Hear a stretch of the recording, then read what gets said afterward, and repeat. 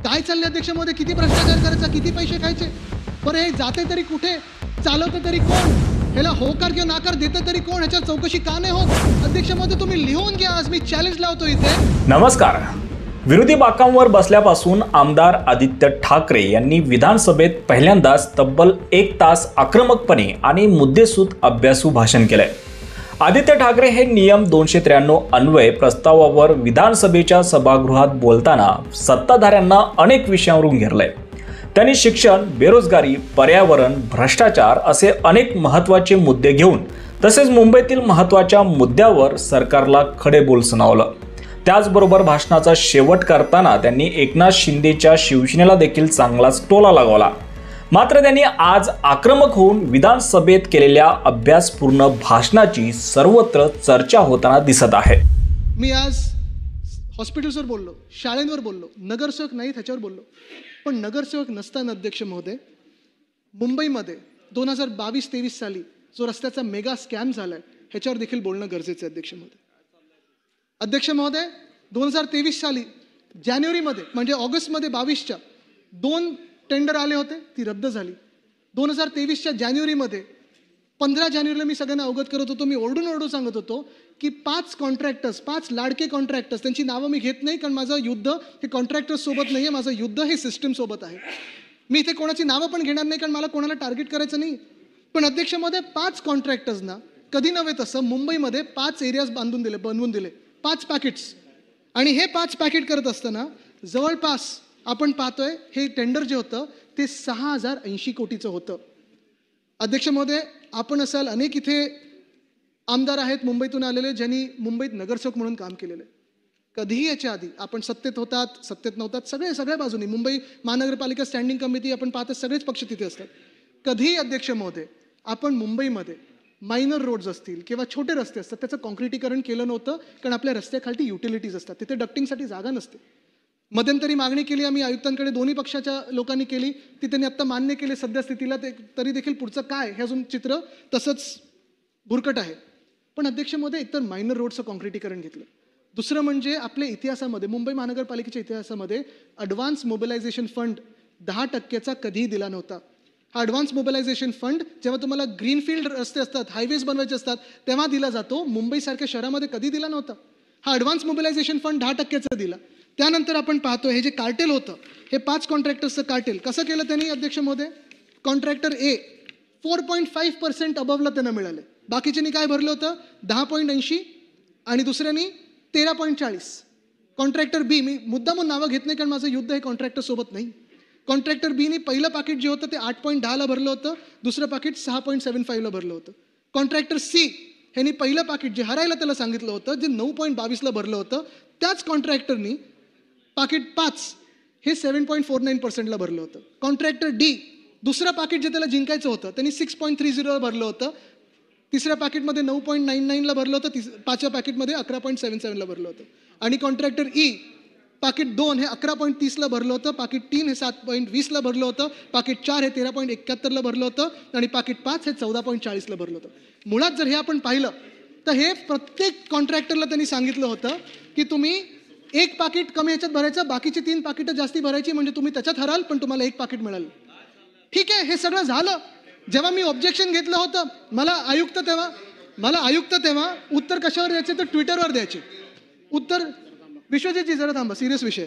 उत्तर आम्हाला ट्विटरवर यायचं आणि ट्विटरवर आल्यानंतर आम्हाला सांगितलं गेलं होतं की नाही आता 6080 कोटी नाही, हे जे एस्केलेशन आहे म्हणजे हे प्रत्येक पाकिटमध्ये एस्केलेशन पण केलं होतं. एक तुमची स्टँडर्ड रिवाइज रेट असतो, तो रिवाइज रेट त्यांनी 20%नी वाढवलेला. म्हणजे तुम्ही विचार करा, पहिलंच 20%नी जास्ती, त्याच्यात अधिकचे हे पैसे. स्टँडर्ड रिवाइज रेट वाढवल्यानंतर लोएस्ट बिडरला त्यांनी 4.5, 6, साधारणपणे 4 ते 7%च्या मध्ये जास्तीचे पैसे देत होते.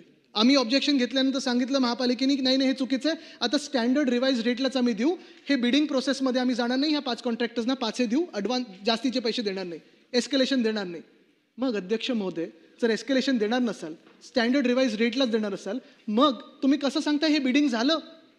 म्हणजे तुम्ही ठरवलं की तुम्ही अमुकाला 3 रुपये, अमुकाला 5 रुपये, अमुकाला 2 रुपये, अमुकाला 6 रुपये. बिडिंगच जे तुम्ही मान्य करत नाहीयेत, बिडिंगच सांगताय तुम्ही की हे खोटं ठरलेलं बिडिंग आहे माझ्या आरोपावर, मी आरोप केल्यावर. आणि सगळ्या विरोधी पक्षांनी आरोप केल्यानंतर मग हे बिडिंग झालंच कसं? हे बिडिंगच होऊ शकत नाही.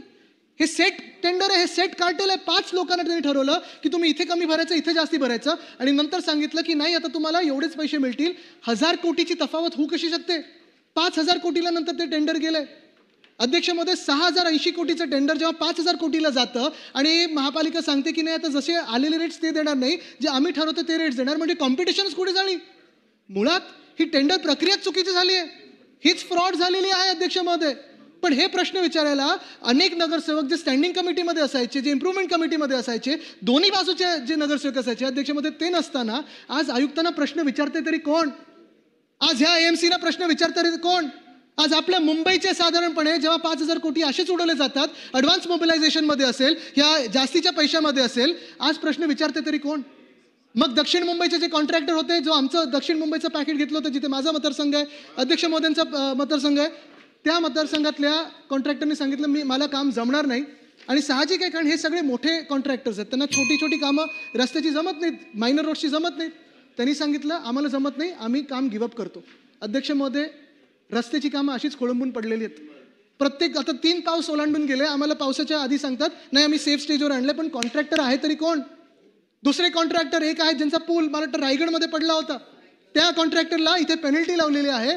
पेनल्टी दिली की नाही दिली हे उत्तर अजून आम्हाला सरकारकडून येत नाही, शासनाकडून येत नाही. आणि आयुक्त महोदय सांगतात की नाही, पेनल्टी कशातून आकारली जाणार? जो त्यांना पैसा दिला जाईल त्याच्यातून आपण पेनल्टी कापू. काय चाललंय अध्यक्ष महोदय? आज आपण पाहताय मुंबईमध्ये जे उत्तर मिळतं आम्हाला की 26% रस्ते पूर्ण झालेत. अध्यक्ष महोदय, तुम्ही लिहून घ्या, आज मी चॅलेंज लावतो इथे की 26% काय 6%ही रस्ते पूर्ण झाले नाही आहेत. तुम्ही पूर्ण मुंबई उत्तर ते दक्षिण, पूर्व ते पश्चिम घ्या, दहिसर पासून सुरू करा, अगदी कोल्हापूरपर्यंत जा, सगळीकडे पहा तुम्ही, टोल नाका टू टोल नाका पहा.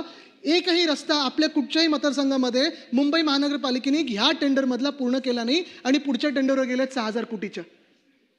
काय चाललंय अध्यक्ष महोदय? किती भ्रष्टाचार करायचा, किती पैसे खायचे? बरं, हे जाते तरी कुठे? चालवते तरी कोण? ह्याला होकार किंवा नाकार देते तरी कोण? ह्याच्या चौकशी का नाही होत? आज मुद्दा हा उपस्थित होतो की 2 टेंडर दिली गेली, एक 2023 एक 2024, आणि ह्या दोन्ही टेंडरमध्ये जी कामं झालेली आहेत ती कामं अपुरी आहेत. अनेक ठिकाणी पेनल्टी लावलेली आहेत, कामं भयानक आहेत. माझ्या वरळी मतदारसंघामध्ये कोळीवाड्यामध्ये जर तुम्ही याल तर कोळीवाड्याचा जो सगळ्यात महत्त्वाचा रस्ता आहे, अक्षरशः गोणीचे त्याच्यावर इम्प्रिंट दिसत आहेत, पावलांचे फुटप्रिंट्स दिसत आहेत. एवढं भयानक प्रकारचं काम सगळीकडे दिसायला लागले अध्यक्ष महोदय. मध्यंतरीच्या काळात आपण सगळ्यांनी संयुक्त बैठक घेतली.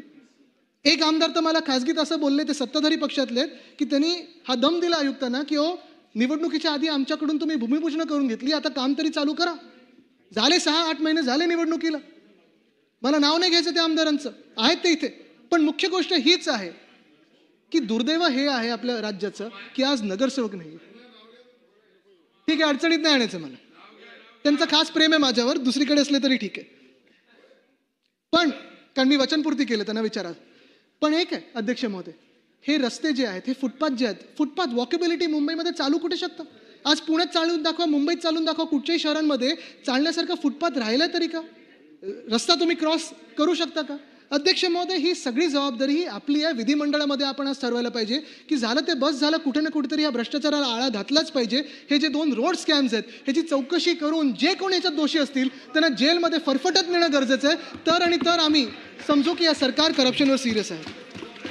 आदित्य ठाकरे यांच्या या भाषणावर तुम्हाला काय वाटतं? तुमची प्रतिक्रिया कॉमेंट सेक्शनमध्ये नक्की कळवा.